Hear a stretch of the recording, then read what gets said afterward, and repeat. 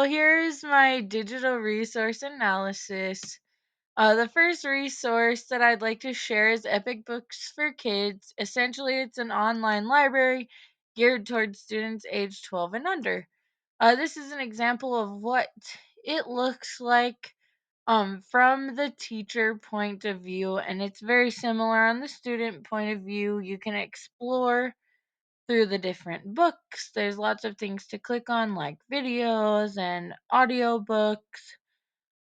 The great things about this website are that it gives students access to lots of books that we would normally wouldn't have available in the classroom. I really like that there's options for books to be read aloud to students. I use it for a listen to reading center. And it's really nice that you can explore by lexile and grade level. The cons about this resource are it becomes paid after 3 p.m. and then you can no longer access any of the books. Books are only available in one style, so if it's a title they have on their platform and it's an audiobook, it's only an audiobook. You can't read it yourself or see the words and have it read to you, and there's no comprehension piece at all. The next website that I really like to use is called Quiz Is, which it's very similar to Kahoot, where you take quizzes online that seem like a game format. This is an example of what one of the questions looks like. Great things about this website are it gives you feedback on how your students are responding to questions in real time. It's very engaging. And you can create your own quizzes, or there are tons of really good pre made quizzes in their database. The things that are not so great about this are there is not any options for open response questions. It's only multiple choice. Sometimes students rush their answer, they don't really think it through. That way, they can be the first to answer and try to earn more points that way. And sometimes, when it reveals if they were correct or incorrect, students feel self conscious about that. The next resource that I really like to use is called Newsella.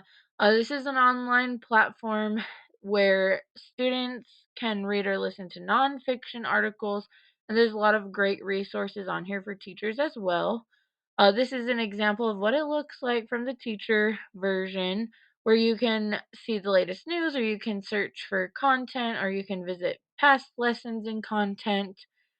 This is great because you can read the same articles at different Lexile levels. They're all very high interest articles, and you can use it online, or if you prefer to print, you can print from here as well. If you don't have the paid version, however, you cannot see how your students perform on the digital assignments, and some critics perceive the content of the articles to be politically biased.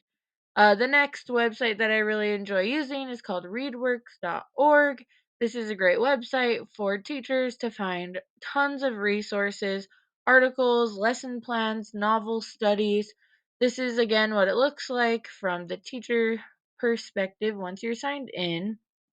Um, this one's great because there are fiction and nonfiction passages available. It's very easy to navigate by topic and by your students' reading level. There's detailed lesson plans to go with the articles.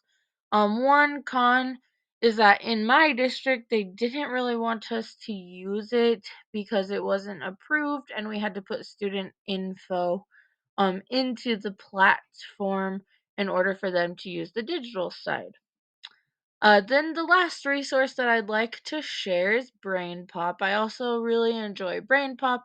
There's tons of resources like videos that the kids love, different lesson plans, activities, game, quizzes, and they're all very engaging. This is the teacher point of view. You can search by content area specifically. Some great things about this are there's two versions of this website, one for lower and upper elementary.